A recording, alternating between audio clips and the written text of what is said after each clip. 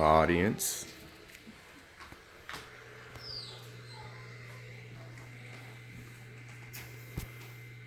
Hello everyone. Hello. My name is Daniel Lowe, and I'm here to give a presentation, hopefully about a subject that y'all don't know much about or about at all. When you hear about Mongolia, what's the first thing that comes to mind? Asia, China. For me, it's the great Genghis Khan. I'm pretty sure everyone here has probably heard of who Genghis Khan is. Alright, as you can see, Mongolia is actually a landlocked country that borders Russia, Kazakhstan, and China. So you would think, small little country, right? Mongolia was once ruled a large area by a gathering of steppe tribes established by Genghis Khan. And we will go into talking about how he established it and how far his land stretched and what type of influence Genghis Khan and the Mongolian Empire had, not only to different cultures in the area that they lived, but amongst the whole world. The beginning of a great leader and the start of an empire. As you can see, there's a timeline here that shows, just brief, but we're only going to look at from this timeline to that timeline from 1189 to 1368. In 1162, Genghis Khan was born. His real name was Temujin. And when he was born, there was a lot of strife in Mongolia Empire. A lot of different tribes running different regions of the empire. And in that, his father was actually poisoned. And then not only Temujin, but his brothers and his mother were actually abandoned and at some point exiled. And then later on, believe it or not, he was actually enslaved by some of the other members, which are known as steppe tribes in the area. About 1185 AD, he was brought back in and given the name Genghis. But it wasn't until 1206 where Genghis Khan was actually proclaimed Genghis Khan, ruler of all of Mongolia. And in doing so, he was able to unite all of Mongolia into one nation.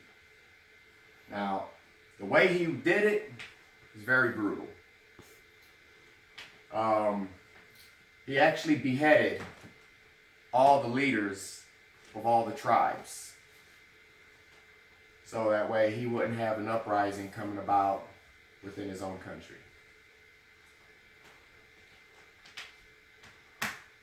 When he was proclaimed by basically all Mongolian noblemen in the area. When he actually became Genghis Khan, which is also known as Universal King, but Genghis Khan is actually where everyone calls him Genghis Khan. He actually admitted a rule of law in his time. And it's kind of funny that this was actually established a lot longer than what we have today. The rule of law, everybody had to abide by, including himself. So he wasn't like other empires in that time, like the Roman Empire and so on empires, where you had leaders breaking laws and stuff and wasn't being held accountable for those laws. In his situation, if he broke a law that he instituted as law, he would have to be held liable for it as well. He actually forbade the selling and kidnapping of women and Mongol people. And if you were caught stealing livestock, the punishment for stealing livestock was automatic beheading. Now we will go into the rise of the empire and how far that empire actually stretched. As you can see, there's dates. And in the handouts I gave you on the back of the booklet, it shows this same image as well. Showing all the routes he traveled and all the places he conquered, in a sense. Not just him, but later on, a lot of his successors as well. In 1209 AD, his first siege or campaign of warfare was against the Qichao Kingdom of northwestern China, which would be somewhere in this region right here.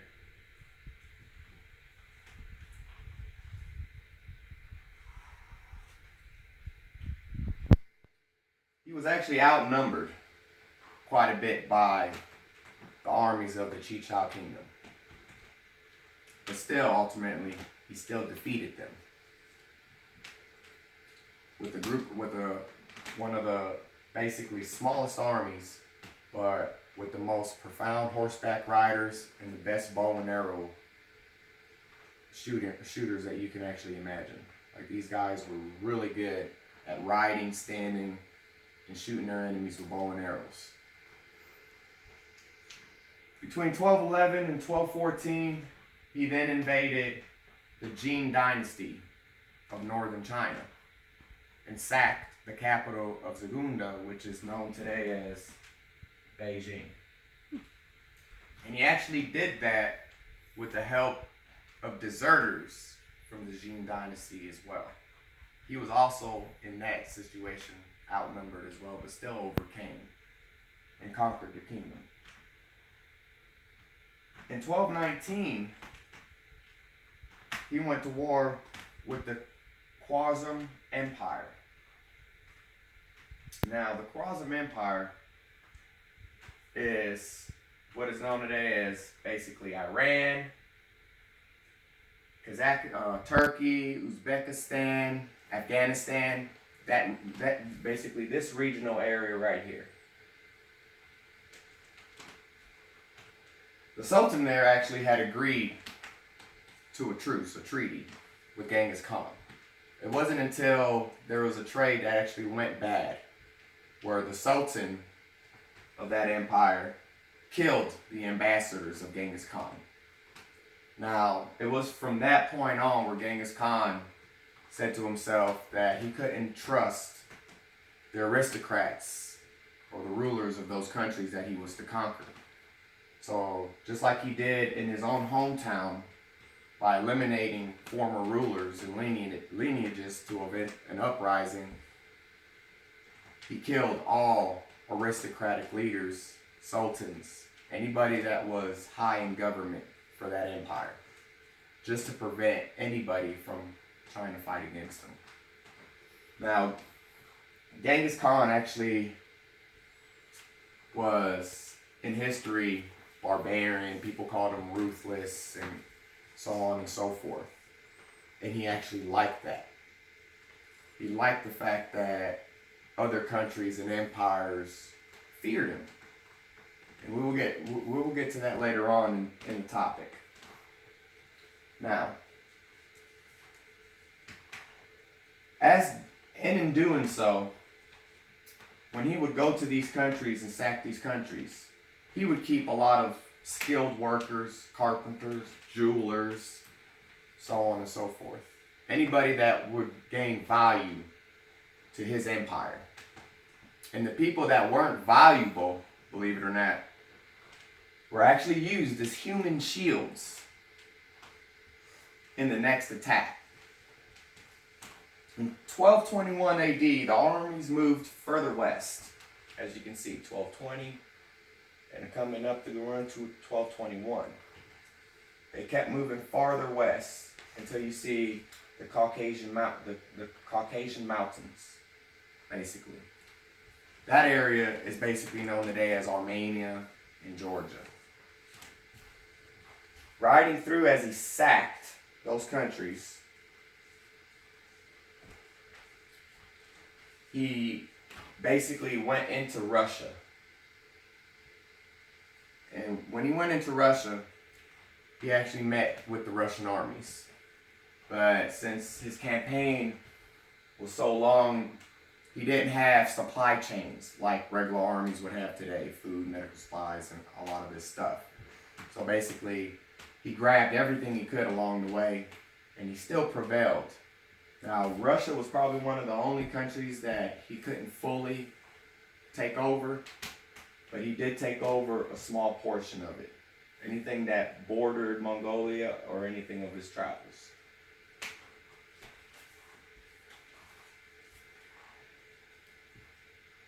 Believe it or not, Mongolians did not torture or maim, which sets them apart from a lot of rulers in that time.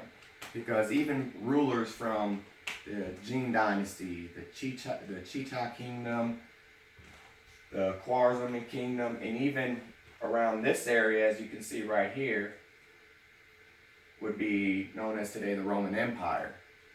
If you remember anything about history of the Roman Empire, the leaders of those empires invoked fear through gruesome activities, beheadings, and slaughters to control their people. This was not the way Genghis Khan wanted to.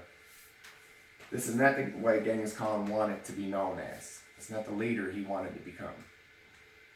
Alright? He had a view. He wanted to basically unite as much as he can.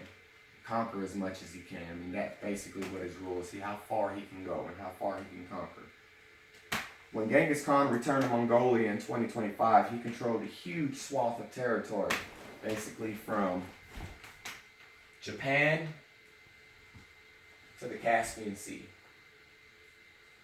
And that was just his conquering. Because later in 2027, Genghis Khan did die. So he basically, yeah, as you can see here, 2027, but it shows 1279, right? Right. After his death, in this area, that's Mongolia right there. Even after his death, he had 4 sons and brothers as well that were his successors and continued his campaigns of warfare throughout the country. You say, how did Genghis Khan and the Mongolian Empire? It was very gruesome. As you can see, look how much land him and his successors actually conquered. Right? If you was to compare it to the Roman Empire, this is how big, this is the difference it would be. And we all know Roman Empire. Julius Caesar, Alexander the Great, and a lot of those other things. Look at the territory that they conquered with their vast armies and technologies and stuff like that, right? Mm-hmm. But in the same time, look how much the Mongolian Empire actually conquered. He conquered twice as much land than any other empire person in all of history. And in doing so, he almost basically united all of Eurasia and came very close to literally conquering everything you see here. Came very close.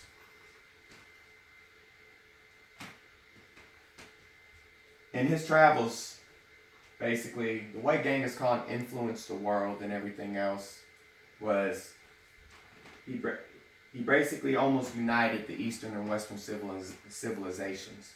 And in the process of doing so, he created basically one of the first postal delivery systems. Mail, the same thing about mail as what we have today. And close in uniting Eurasia into a world empire, they spread throughout a lot of technologies like paper, gunpowder, trousers, and paper money, and even the compass. He actually revolutionized warfare forever.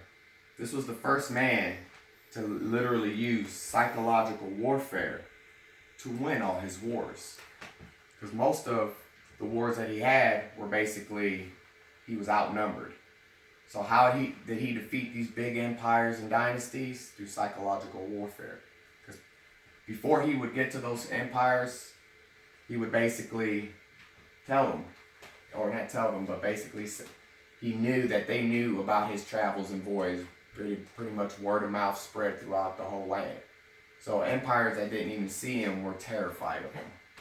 They were revered as basically barbarians and so forth. They also created the nucleus of a universal culture and world system. They had free trade across the Silk Road, conduction of regular census, free commerce, open communication, shared knowledge, secular politics, religious coexistence, basically religious freedom. Everyone was allowed to basically worship and do whatever they felt they needed to for religious purposes. International law, and actually did have diplomatic immunity. Since they had no system of their own to impose upon their subjects, they were willing to adopt and compromise with all the government systems that they conquered, pretty much bringing it all together. And this was something that they actually were known to do. No other empire in the world was known to do that. Now, in conclusion, we talked about the rise of the empire. We talked about his voyages, his campaign trails, and how he influenced the world today. They basically searched for what worked best, and they stuck with it. Is why they were able to conquer as much land as they did.